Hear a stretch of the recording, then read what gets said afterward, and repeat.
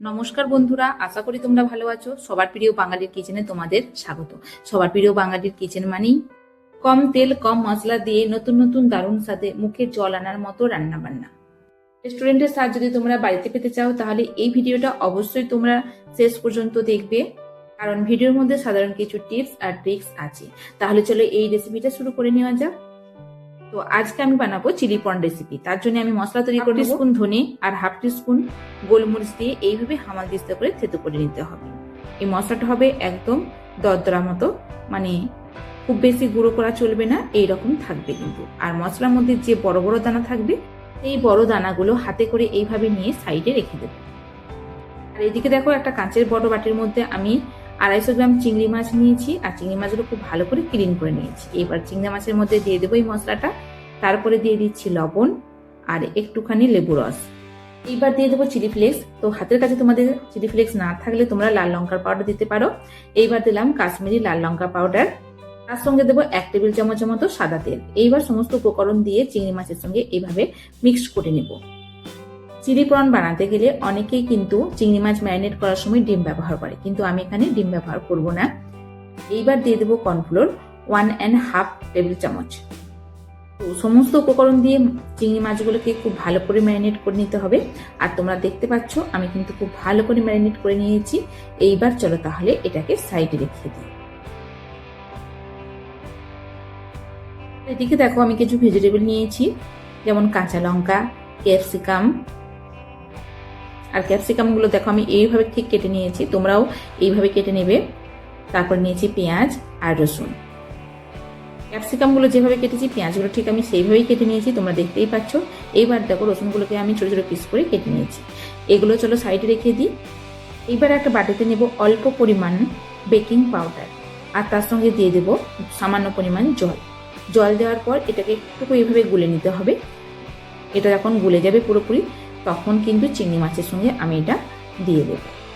তো চিংড়ি মাছের দেওয়ার পর আমি আবার মাছগুলোকে খুব ভালো করে মিক্স করে নেব। তো ম্যারিনেট করার কাজ আমার একদম পুরোপুরি শেষ। ম্যারিনেট করে চিংড়ি মাছগুলোকে রেস্টে 1 ঘন্টা রেখে দিতে হবে।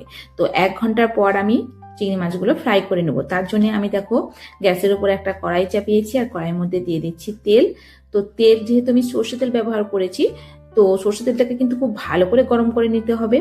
আর যখন চিংড়ি মাছগুলো তেলের মধ্যে দেবে তখন কিন্তু ফ্লেমটাকে হাই রাখতে হবে। একে একে এইভাবে একটা একটা করে চিংড়ি মাছগুলো কিন্তু তেলের মধ্যে দিতে হবে। প্রথমবারে যতটা পরিমাণ চিংড়ি মাছ কড়াই ধরেছি আমি ঠিক ততটা পরিমাণ চিংড়ি মাছ দিয়েছি। ফ্লেমটাকে এইবার কিন্তু মিডিয়াম করে দিতে হবে, আর 2 থেকে 3 মিনিট এক পিঠটা হতে দিতে হবে ধীরে ধীরে। তারপরে এইভাবে খুন্তি দিয়ে নেড়ে চেড়ে কিন্তু চিংড়ি মাছগুলো ফ্রাই করে নিতে হবে। চিংড়ি মাছগুলো কিন্তু ডিপ বাদামি কালার করে ফ্রাই করে নিতে হবে। এইবার তোমরা দেখতে পাচ্ছ চিংড়ি মাছগুলো ফ্রাই হয়ে গেছে। আমি একটা বাটির মধ্যে চিংড়ি মাছগুলোকে নিয়ে নিয়েছি। তোমরা দেখতে পাচ্ছ চিংড়ি মাছগুলো উপর থেকে দেখতে ক্রিস্পি লাগছে, আর ভেতরটা একদম সফট। তোমরা তেলে দেওয়ার সঙ্গে সঙ্গে চিংড়ি মাছগুলো খুন্তি করে নেড়ে চেড়ে ভেজে নাও, তাহলে কিন্তু এই জিনিসটা আসবে না। তার মানে ওপরে যে লেয়ারটা থাকে কর্নফ্লোরের, সেটা কিন্তু সরে যায়। এর মধ্যে অনেকটা তেল ছিল, কিন্তু আমি তেলটা কিছুটা পরিমাণ তুলে নিয়েছি কড়াই থেকে। এইবারে দেখো আমি এর মধ্যে দিয়ে দেব রসুন। আমার চ্যানেলে যত কিছু রান্নাবান্না বা টিফিন যাই থাকুক না কেন, আমি কিন্তু সমস্ত রান্নাবান্না বা টিফিন কম তেল দিয়ে আর কম মশলা দিয়ে আমি তৈরি করতে চাই। রসুন দেওয়ার পরে রসুনটাকে হালকা করে একটু ফ্রাই করে নিতে হবে, আর রসুনের মধ্যে যেন গোল্ডেন কালার চলে আসে। আর তোমরা দেখতেই পাচ্ছ রসুনিতে গোল্ডেন কালার চলে এসেছে। এইবার দিয়ে দেব ক্যাপসিকামগুলো। ক্যাপসিকাম দেওয়ার পরেও কিন্তু হালকা করে একটু ফ্রাই করে নিতে হবে। যদি তোমাদের কাছে লাল বা হলুদ কালারের ক্যাপসিকাম থাকে তোমরা সেগুলোও কিন্তু ব্যবহার করতে পারবে। এইবার দিয়ে দিলাম কেটে রাখা কাঁচা লঙ্কা। কিন্তু লাল বা হলুদ কালারের ক্যাপসিকাম বাজারে অনেক দাম, যদি তোমাদের বাড়িতে আনা থাকে তাহলে অবশ্যই ব্যবহার করতে পারো, না হলে কিন্তু ব্যবহার করার কোনো দরকারই নেই। এইবার দেখো দিয়ে দিলাম আমি কাঁচা পেঁয়াজ।